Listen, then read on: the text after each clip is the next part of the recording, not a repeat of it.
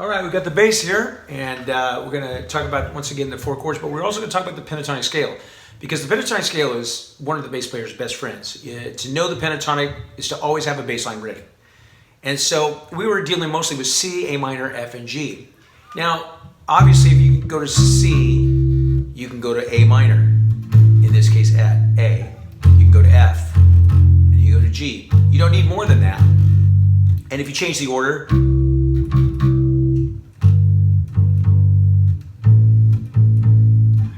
that's Girls Like You by Maroon 5. Just a change of order, 1, 5, 6, 4. Typical of today's music. It just changes the order of that oldies but goodies progression. All right, but I want to show you the pentatonic because I believe that the pentatonic is going to be the bass line that you go to a lot. And I want to show you both the major and the minor. Since we're using the C and the A minor and the F and the G, I'll start with that. So I like to play C pentatonic from the second string, the A string down. So once again, your pointer finger, and then the ring slides, 2.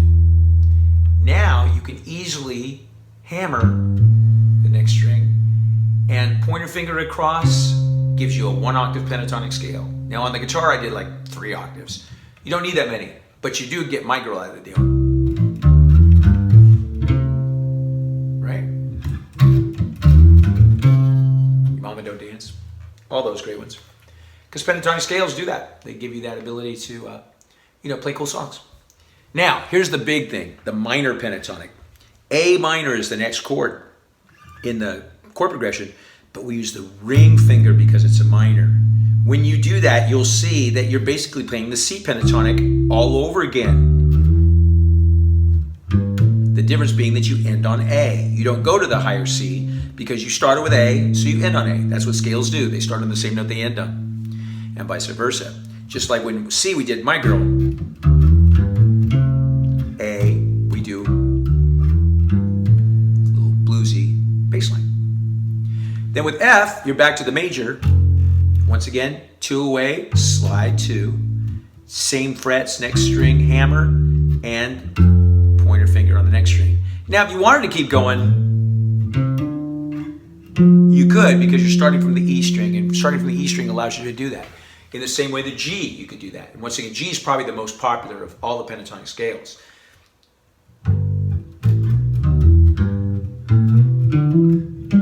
Let's break that down. You got the root G. Forget the letter names, forget the frets. You're 2 frets away with your ring finger and you slide 2 up. Now, on the same frets you were just on, you hammer on the next string. Now, on the same frets you were just on, you point your finger to the next string, but you don't hammer with the ring, you slide. Because it's every other time. You slide the first time, you hammer the second time. This time's a slide. So you know that the next one is a hammer on the same frets. And on the bass, you end it with the last note.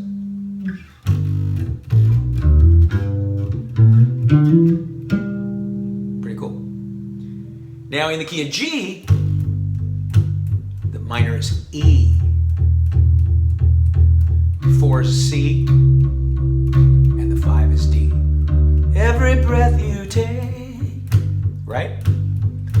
Every move you make. There it is. Same old stuff, same old progressions. That's an oldies but a goodies progression that so many have used to create giant hit songs because it's the most popular progression for 4 chords.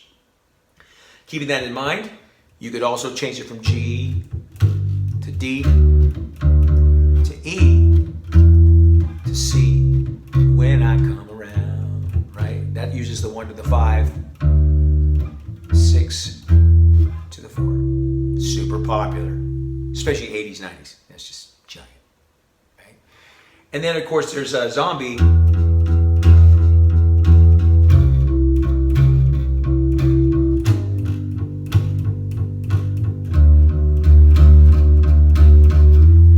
Which uses the minor first to the 4, to the 1, to the 5.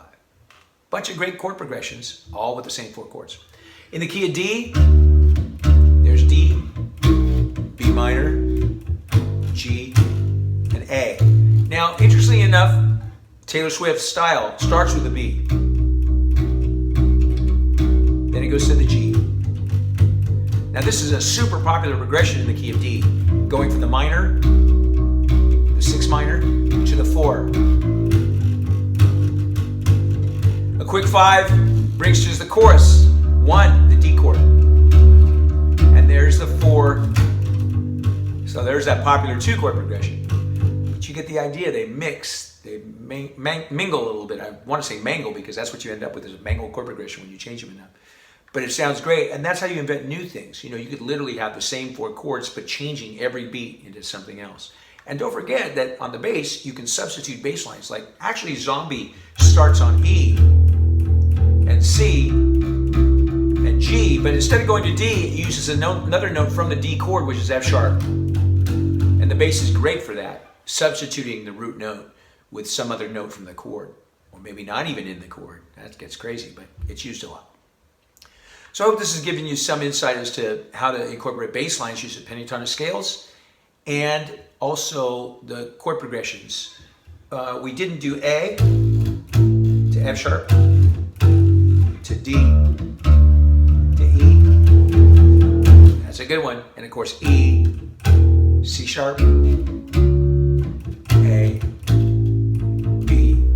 Outfield starts with C sharp to B, right? C sharp to B. So there you go. They took 3 out of the 4 and went with it.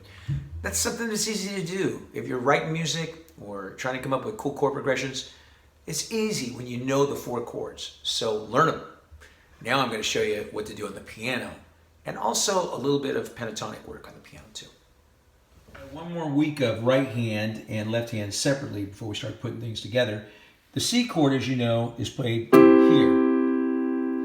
Now you also know that you can invert that C chord, so the G that's on the right could be on the left. Now on that song by Maroon 5, Girls Like You, they start with the C chord in this position, so that when they go to the G, it's easy to get to the root position G. The A minor, the 6th minor, is next, and that's what it looks like. It looks a lot like a C chord or an F chord or a G chord. It's all white keys, but it starts on A. And then F, you see, is 1 note away. Pretty cool little inversion right there to go from A minor to F. That's why that chord progression is so popular, going from the 6th minor to the 4, because it's an easy one. And then back to C. And that was cool because it sounds like Amen. And that's just the basics of the chords. The oldies but goodies style, you just raise the pinky up. That gives you the minor. Middle finger up, that gives you the 4. Whole thing up, that gives you the 5. Now if you octave your chords, the G goes to A for the A minor. Keep the same octave. The E goes to F for the F chord. And then bring them in for the G7th, because a 7th is a great way to go for the 5 chord. We talked about that quite a bit last week. That's a great 4-voice 5 chord that you can use and still keep your octave position.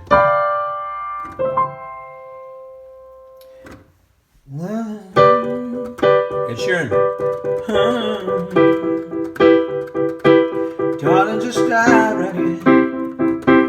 Follow my lead. And then dancing in the dark with you between my... So you see I had to hop around quite a bit. Whereas if you were doing it in that more Maroon 5 style, you could play your E minor. 1 move for C, G is root position, D. Once again, E minor, C, G, D. So inversions are key, if you will, to making it easier for you to play your chords with the right hand. All right, so key of D.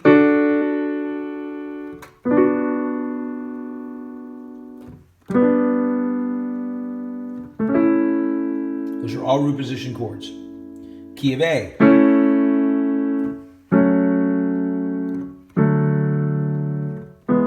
Same thing. Key of E, though, I'm going to show you an inversion because I want to show you that journey stuff. Okay?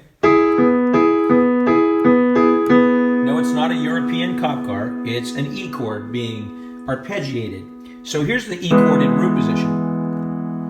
Here's first inversion. Yeah, that's music theory. Here's second inversion. Now, I don't really call them that because as soon as you bring in numbers, you're bringing in math, and I try to avoid it. So I just look at it, E's in the middle. Okay? Here's your 1. 5, your B chord. There's your 6 minor. And your 4. Notice how it was an easy change. Once again, 1, 5. Then they switch it up and put the 3 minor in before the 4. So that's next week. But if you're looking for the bass line, see what they did? 1, 2, 3, 5. It's like a pentatonic scale, but it lands on the 5 chord, 5 note. Once again, more pentatonic scale tones. This is actual E scale.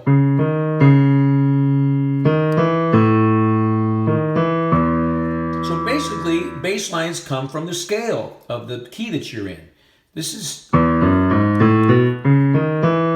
the notes that are used in Journey.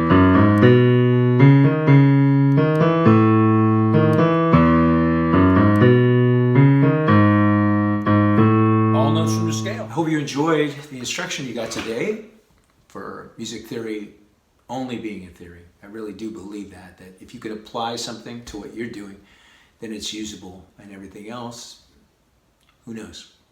Whatever the case may be, the basic points of today are that there are 4 chords now in chord progression. We're looking at the 1 chord, the 4 chord, the 5 chord, and the 6 chord. And we're beginning pentatonic scales, which are the 1, 2, 3, 5, and 6 of a major scale. And we even introduced the minor pentatonic scale, which is in the order of 6, 1, 2, 3, 5 of that same major scale. It's mostly dependent on fingering when you're playing an instrument, but on the piano, you'll notice that the notes come into play more. Whatever the case may be, I hope you enjoyed it, and next week we'll be beginning the chord scale, as well as doing more lead work on both the piano and the guitar. I'll see you then.